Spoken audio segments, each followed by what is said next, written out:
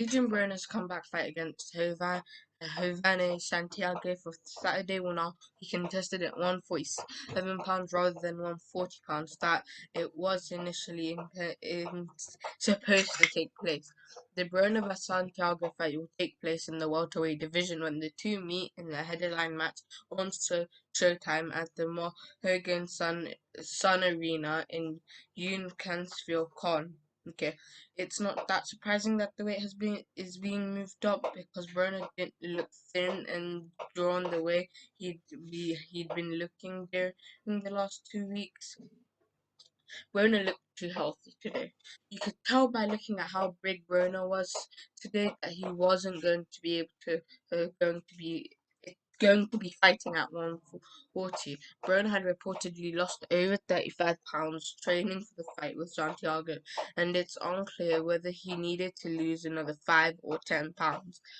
When a person puts a lot of weight the way Broner has, it's almost impossible for them to lose it and still be athletically fit to compete. Losing a lot of weight weakens an athlete, and it looks like Broner made the decision not to lose the weight he needed to for him to get down to 140. The question now is, will Broner be able to make 147 on Friday?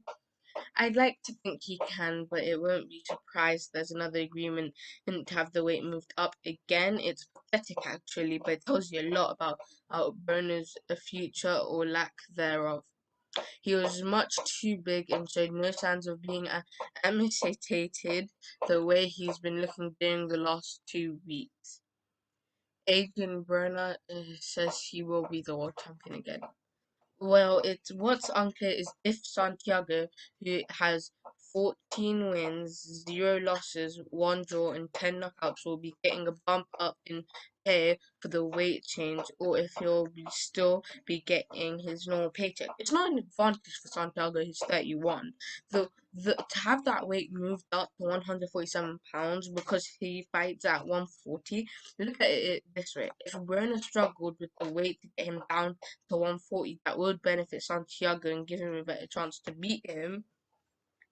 So by having the weight moved up to 147 is giving Broner a big advantage, which is fine, but it's not a benefit to Santiago unless he's getting paid more. Adrien will need to make 140 to challenge for titles. Broner is actually going to have to make the 140 in the future, whether he likes it or not, if he hopes to capture a world title. It's already been well established that he's not talented enough to beat welterweight. Even the fringe level 147-pounders like Jesse Vargas, Broner couldn't beat him either. Broner will need to get at 140 when it comes time for him to fight for a world title at light welterweight, and it's doubtful that he'll even get that far. If Broner has to fight one of the talented 140-pounders like Regis Prograis to get a title shot at light welterweight, it'll probably end in disaster. I just feel like I've got what it takes to win more championships in different weight classes, so that's what I'm going to do, said Broner during Thursday's final press conference. As far as this fight is concerned, the old chance 31-year-old Broner has of uh, winning a world title actually is if he goes after one of the secondary belts at 140 against Mario Barrios, who's the WBA regular champion. Broner can't even make 135 and still be healthy, so him moving down to lightweight to go after one of the titles in that weight class is pretty much out of the question. Listen, if you've got a belt, just hold on to it. I'm coming to sweep it all up. WBA, WBO, WBC, and IBF. I'm coming to get all of them, said Broner. As always, please leave what you think in the comments. You think he'll win this fight, and there will be a closer look coming, probably around the end of the day. As always, I'm the Fight Talk, and I am out.